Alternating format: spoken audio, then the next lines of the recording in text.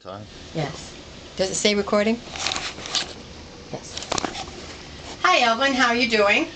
Very well, thank you. And how are you? I'm good. I wanted to make a short presentation just so that we have it on record. You know what the Adult Protective Agency has been doing, and we went to a hearing on the 9/30, and at that hearing they said that they wanted you to go to another doctor for another evaluation. How do you feel about that? It's very insulting and unnecessary. And not only that, Dr. Byers has determined that it has been the wording has been misleading.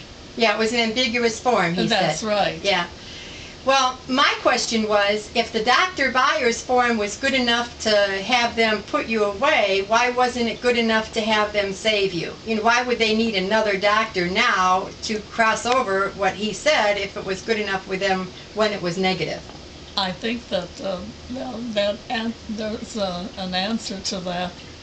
Obviously, someone is trying to sway an opinion, and they're not going to sway Dr. Byers. He and I have known each other for some 30 years. Well, you got an excellent score on your memory test. You got a 25 out of 30, and even the magistrate said that was an excellent score.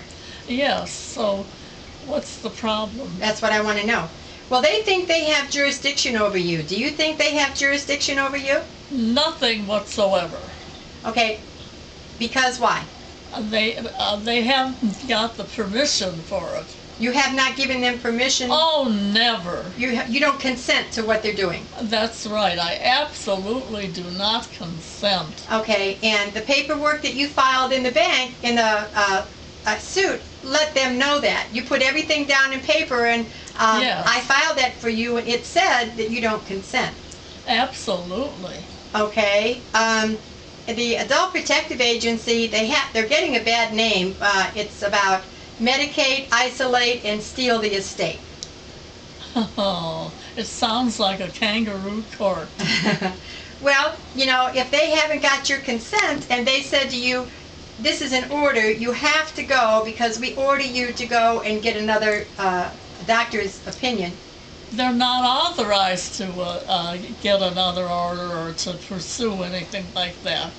They would have had to be authorized initially. Because you still have all of your mind and your... Oh, absolutely. I probably have presence of mind if I don't become angry enough. I undoubtedly have presence of mind. Dr. Byers has known me for a number of years. And he said you did just fine on all the tests. Yes. You know what amazes me about the whole thing was when Adult Protective Agency first said that they wanted to check on you, they wanted to see that you weren't being abused, you weren't being exploited, and that you were being well taken care of. You offered them to come in one time. Yes. And they went through your checkbook and your, yes. you know, refrigerator, your cupboards, and they couldn't. Insulting. And they couldn't find a thing wrong. And then everything was quiet, and then all of a sudden, 3 months later, they want to come back, and now they're coming back because they're saying that, well, I told them, I said, you know, you haven't committed any crime, and oh, yeah, that's what I was thinking. Yeah, and you can opt out as long as you aren't hurting anybody and you're not committing a crime. They're saying they don't know if you have the presence of mind to make good decisions for yourself. What nonsense. They probably don't have the presence of mind, or they'd know better.